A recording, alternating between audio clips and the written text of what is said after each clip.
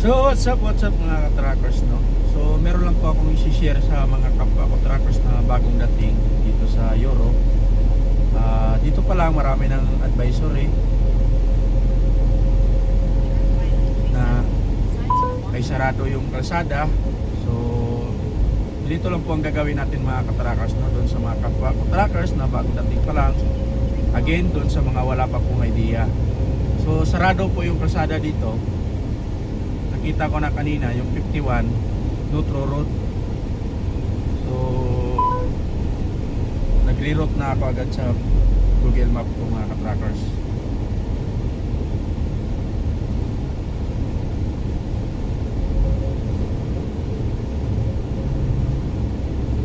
So 1 kilometer tayo ay exit. So ganito lang pong gagawin natin kung anong susundin natin or susundan kapag ka sarado ang kalsada mga ka-trackers. Again, ito po ay para doon sa mga baguhan, sa mga kakarating lang dito sa Europe at In wala 1 pa pong kilometer, knowledge. leave the motorway towards Argenschleiden.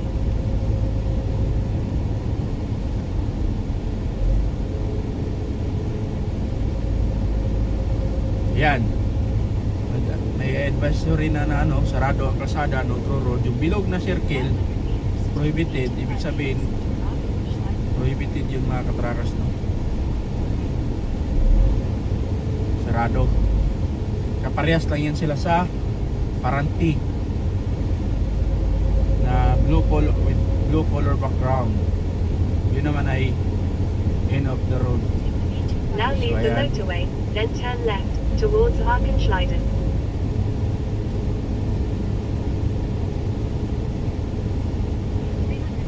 So pinapa-exit niya na ako dito. Pero ako ayaw ko kasi In 200 meters, malayo turn kasi left looban onto yung B258. pinapadaanan sa akin ng navigation. Nakita nyo, naglulo ko na yung navigation ko, guys. Ayan, guys. Pilit niya akong pinapabalik. Pero ayan ang sabi ko, kapag may saradong kalsada, dito lang po ang gagawin natin. 3 kilometers pa po.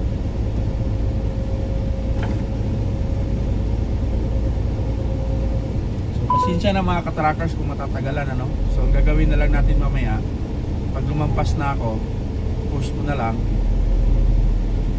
or pwede rin na i-edit ko this In speed. 3 kilometer, leave the motorway towards Koblenz Baga Blankenheim. naman ito yung Kulokan. 70 na nga yung maximum speed limit, 50 lang ginagamit. So baka nag-search to, gawa ng sarado.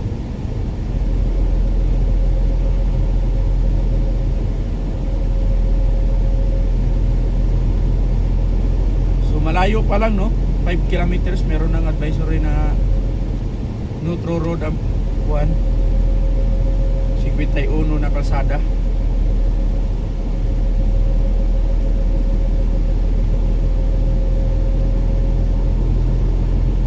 Anak ng tipak, no?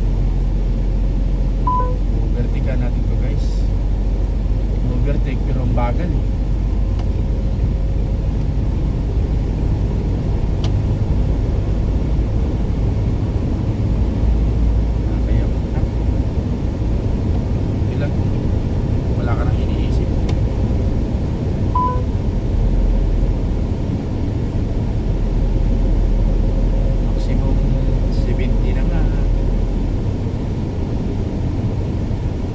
gamitin.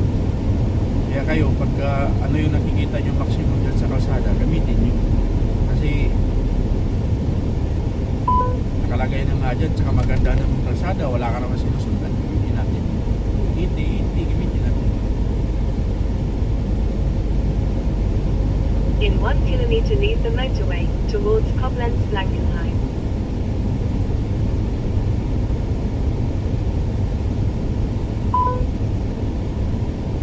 Advisory.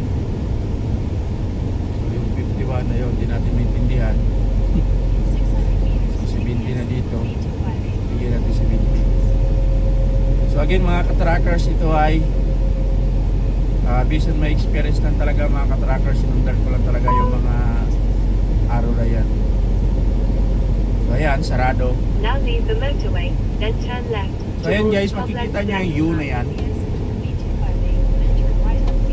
Sundan lang po natin guys, kung ano tong kalsada na sarado na to, halimbawa 51, may makikita kang 51 dyan, yan yung arrow na yan, o ayan, arrow, yan nakikita nyo na sa kanan, Now turn U51, left onto so B258. nakalagay, kanan tayo, ayan, nasa harapan, o malaki, so U51, sundan lang natin yung U51, bawat liko natin may mga Now leave sign yan, roundabout ayan, at kagaya second yan, exit onto U51, so B258. diretso.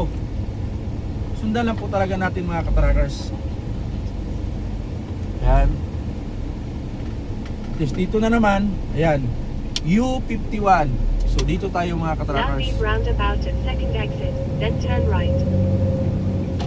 So mahaba-haba yung ano. So nagre-route na yung ano natin, yung navigation natin.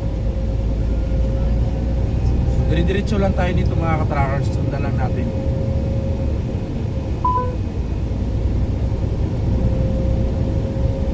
Mahaba talaga tong video mga katrackers. I-speed ko na lang dito banda so walang mga diretsuhan lang. Iano ko na lang.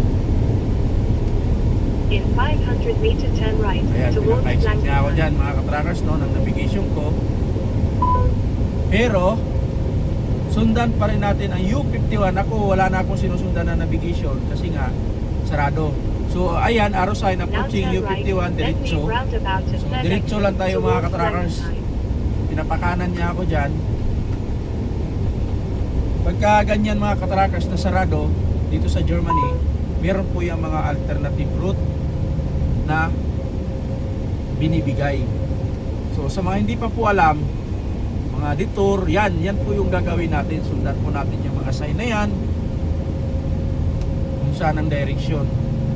Tayo wala na po tayo yung navigation no, gawa ng maliban na lang kung kapareha sa binibigay, sundan natin yung navigation. Pero kung pinapakanan ka tapos yung alternative route na binibigay ng ano ng diyan sa mga signages sa road sign kung saan ang direksyon ng 51, dito pa rin nasundin natin. Huwag tayo sumunod sa navigation natin.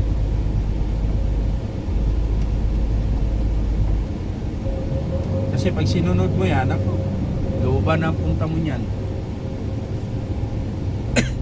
Ito siya, looban, pero pwede ang truck dito, allowed yung truck kasi nga, yan ang ibinibigay na alternative road. Ayan, may mga sign 3.2 yung limit, ang lalaki naman yan, posible natin hindi natin alam yung mga road sign na yan, yung mga height limit.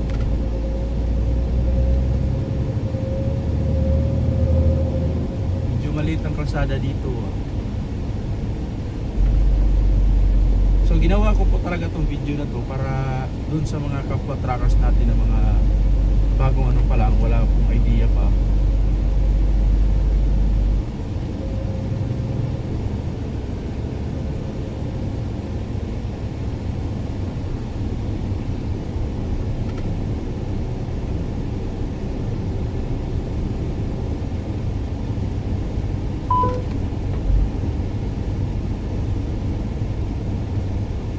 So yan to guys, papunta din to siguro ng ano, 51.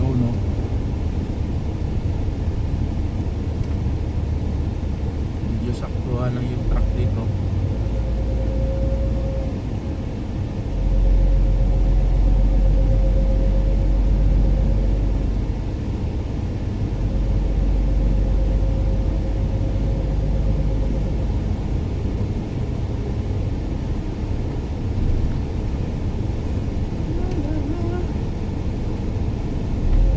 Pagka may mga intersection naman, meron po rin talagang ano, tawag nito, mga signages kung saan ang direksyon ng saradong kalsada. Kagaya nga sabi ko, tayo ay wala na tayo sinusunod na navigation as long as wala ka nakikitang direksyon na lumiko ka o kumanan, eh dire-diretso lang po tayo.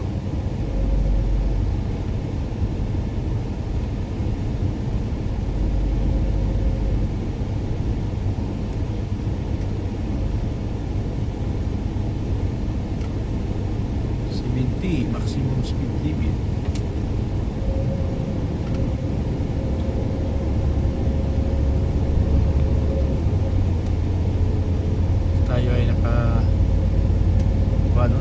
clutch, kahit anong apak natin yan, kahit anong dagdag natin ng accelerator. Sinit ko kasi yung distance kasi maliit yung kalsada, ilagay ko 30 meters para hindi ako didikit sa kanya.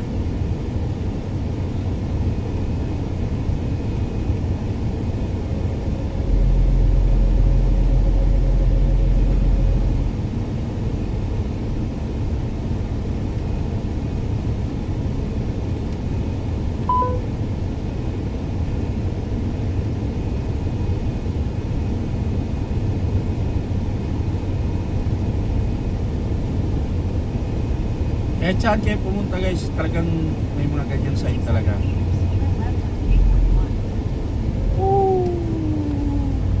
In Dala, 500 meter, turn left towards Reeds. hindi natin kabisado yung kalsada. Kaya kagaya niyan, may warning sign for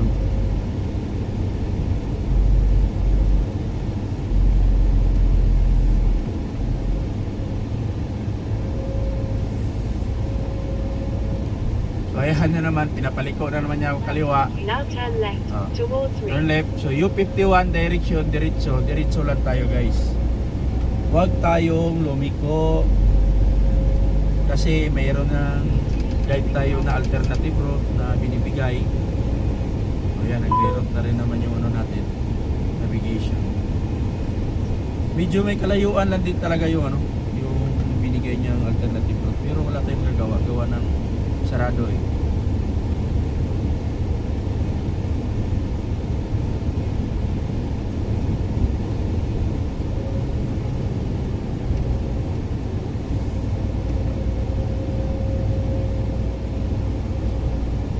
So guys, baka may magtatanong, meron tayong ganito, U51, diretso pa rin.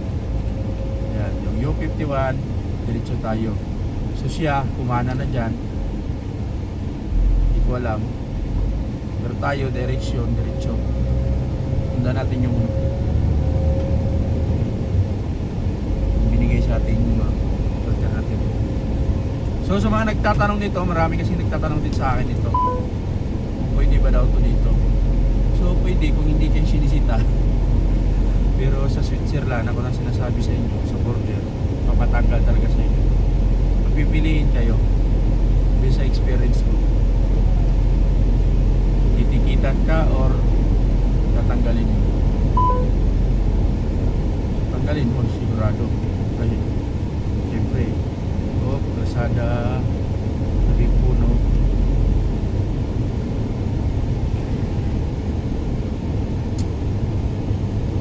Kaya may ganito kasi ako, kasi dati kasi dalawa yung trailer hila ko, mabilis iba, di ano ba. Tsaka maganda gamitin, kasanayan lang din yan eh, kasi ako nasanay ako sa ganito, yung may hawakan eh.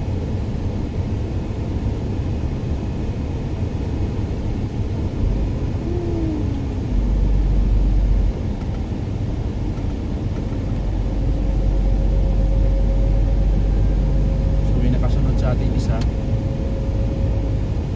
tandem. 500 meters, turn left on K40.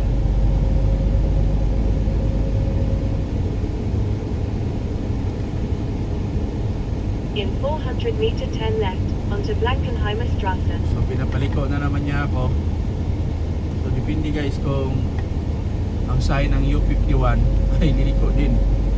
So diretso pa rin siya guys, ayan. Now turn U51. left onto Blankenheimer So wag Straße. natin sundin yan dyan, huwag tayo lumiko dyan. Tsaka sarado, no through road. Bakit ako liliko dyan?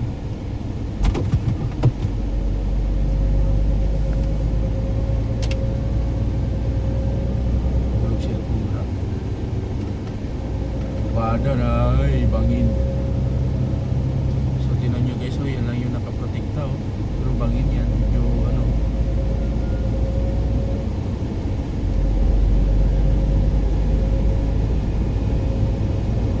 Daming puno. Nahulog yung cellphone natin guys. So si Pintala Maximo.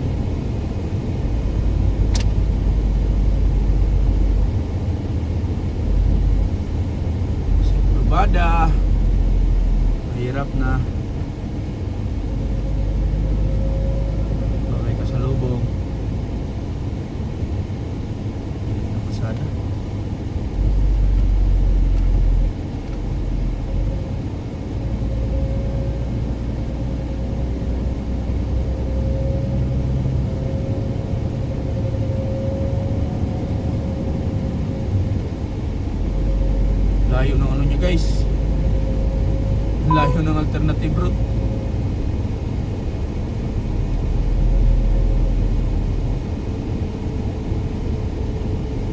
So ayan, may sign na naman. At point 50 Kamera km pa. per hour. U51, diretso lang. km per Ayan. hour.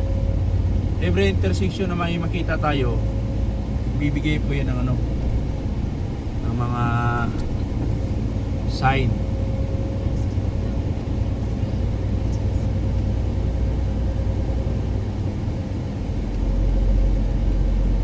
Speed limit 50 km per hour, bigay natin again nang hindi tayo ma-picturean. Ang mahal ng bayad ng picture dito. Yan yung camera. 200 meters approaching. Right side, ayan, yan yung camera. Yan. So 50 km per hour. So bigay natin yan.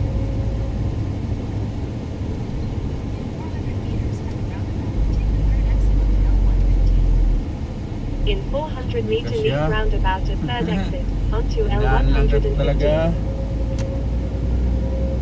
Gawa ng apik eh. So yan, roundabout. Third exit ako. So tingnan pa rin natin again yung direction na binibigay. So tugma sa navigation. Ayan. U51. Now leave roundabout at third exit onto L115. So sundin natin yung third exit. So again, priority yun nandito sa roundabout. Sunod sa paunahan. So U51. So dito tayo.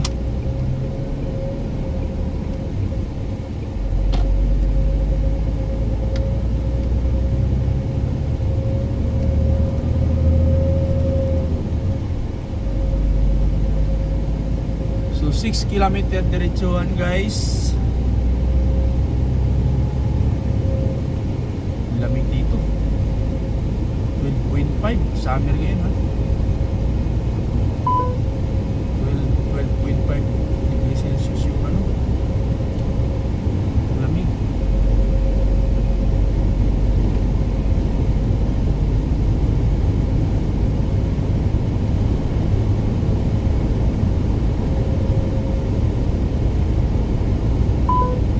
So ipapakita ko pa rin sa inyo kung ano yung sign na kapag ka tapos na yung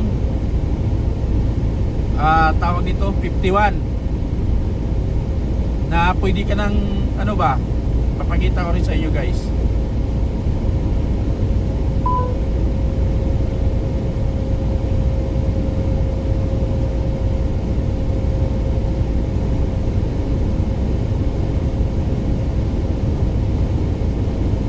Kumbaga end of ano na siya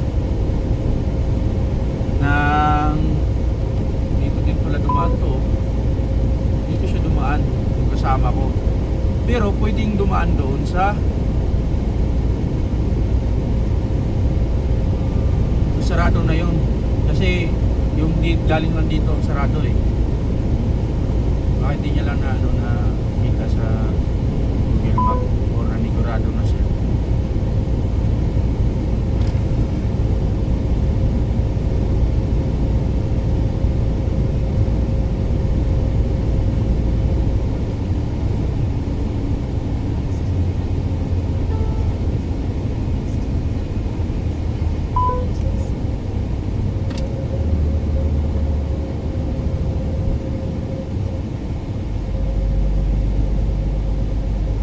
U51 hanggang dito may sign pa, yan, direction con U51.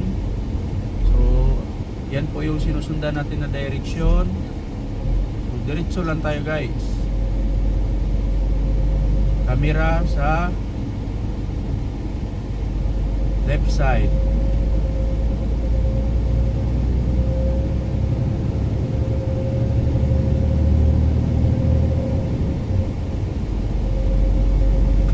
May kahabaan na talaga, pero may doon sa mga baguhan again may mapupulot talaga kayong ano idea, lalo na kung makarating kayo dito kasi Kasi yung iba kasi siyempre pagka nalibago, yung iba kasi merong binibigay na na route. Experience ko po yan, gawa ng galing po tayo ng Sulotransa, sila dispatcher po ang nagbibigay ng ruta. So hindi kagaya nitong atin, wala silang nasa iyo kung saan ka dadaan, basta sa pinakamalapit na route. So which is ito yung pinakamalapit na route, so ito yung gagawin natin. So kung tayo po ang nag-choice ng kalsada, ito po yung gagawin natin. Kahit na sila po ang nagbibigay ng ruta, basta sarado po ang kalsada, mag-update ka lang, please, kasi ganito ginagawa ko dati, please, can you please reroute my navigation because road is closed. So nabasa nila yung message mo, I'm sure na tawag nito, i-reroute ka naman nila. So 1 kilometer na lang.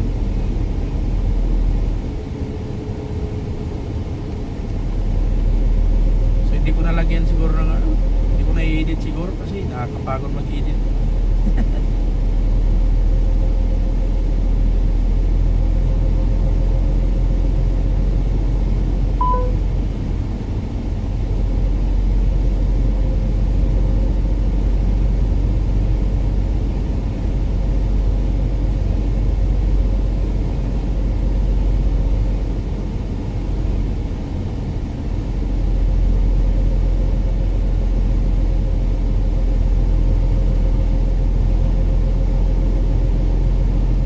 Pinapakanan na naman niya ako dito. Kung talaga susundin natin yung navigation, guys, talagang maliligaw In talaga tayo. 500 meter, turn right onto K79. Pinapakanan niya ako. Again, as long as wala tayo nakikitang sign, road sign ng alternative route na pinakakanan tayo, huwag po tayong kumanan, diretso lang. Now turn right Yeah. onto K79. Pinapakanan po niya ako dyan. So maliit po yung kalsada at saka bakit ng bundok ko. Bakit ng bundok. So nag-reroute na naman siya.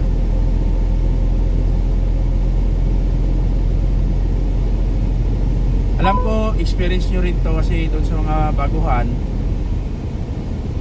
talagang ma-experience nyo talaga. Kahit ako, kahit sino na bago dito, na-experience ko talaga. Kahit ako, ilang beses ako niyan. Kaya nung time na talaga, pinag-aaralan ko yan yung mga saradong kalsada na yan.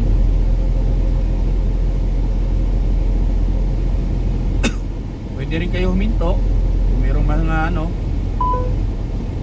gusto yung daanan, pero yung mga binibigay, again, yan na yung pinaka-best route talaga.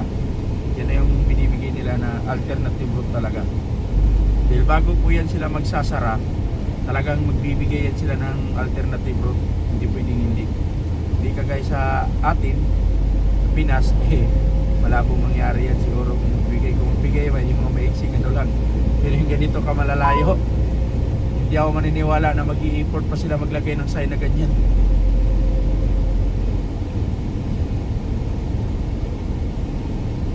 Ganito kalayo ilang kilometro to? In 400 meter, turn left onto K71. Pinapat-turn left na naman niya ako. As long as wala tayong makikita sign, alternative Now road turn sign. left onto K71. Ayan. Pinapakaliwa niya ako dyan. Although malaki, pero hindi yan ang laki lang yung bungad. Wala tayong nakikitang sign. Diretso lang tayo talaga.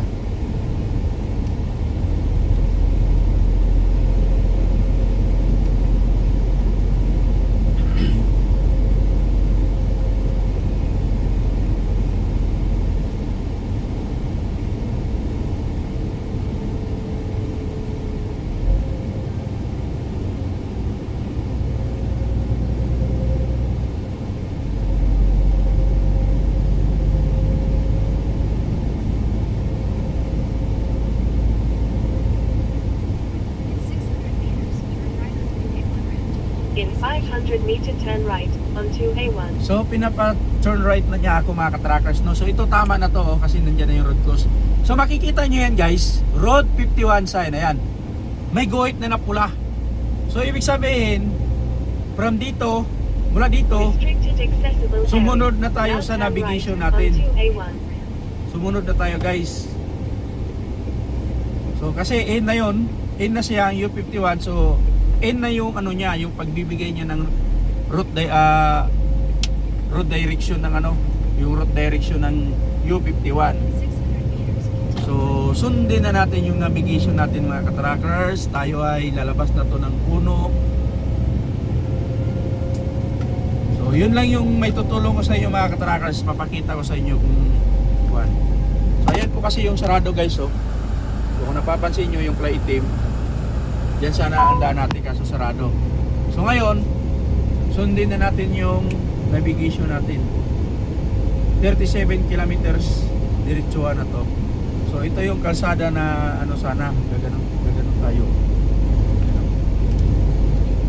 Pagka mga ganyan guys, pag truck, ilawan mo yan na pumasok na siya. Pero pag truck yan guys, mabagal yun, lipat tayo sa kaliwa. Para bigyan natin siya ng opportunity na makapasok sa motorway. Huwag po nating higit-higit. So additional tips po yun sa kapwa natin mga truckers sa mga ganyang sitwasyon na mayroong lane start na tawag niyan eh. Lane in pala, lane in. Kasi pag galing siya dito, siyempre lane in yun. Papasok yan dito sa kaliwa. Nagbibigyan natin kapag kalibre tayo. Ingat din po tayo sa pag-iba. So yun lang mga katrackers, no? Sana'y nakatulong sa inyo yung video na to. At sigurado ako, I'm sure na nakatulong talaga ito dun sa mga katrackers na paggawa natin sa. So yun po yung mga alternative road kapag ang kalsada ay sarado mga katrackers. So maraming salamat sa inyong lahat. Kung ikaw po ay tapos sa video na to at nakarating dito, please like, subscribe. Pero hindi na tayo nag-vlog mga katrackers na. Ang akin na lang, update na lang ito sa YouTube natin. No? So, maraming salamat pa rin sa mga patuloy na nanonood sa vlog natin sa YouTube. Tuloy-tuloy po ang income natin. So ang bait nito, bibigyan niya talaga ako na maka-overtake. So ako naman, inaantay ko rin siya na lumampas kasi mas mabilis naman siya sa atin. So yung takbo natin 90 lang, 89 nga lang sa dashboard 90, pero sa Google Map 89 lang. So bago po tayo pumasok, signal 1, 2, 3, pasok. At saka inilawan din tayo. Huwag din po natin gawin na kagaya sa Pilipinas na pag signal diretso pasok. Huwag natin gawin yun. Mga ilang segundo lang. Tapos kagaya nun, inilawan niya tayo na pwede ka na pumasok.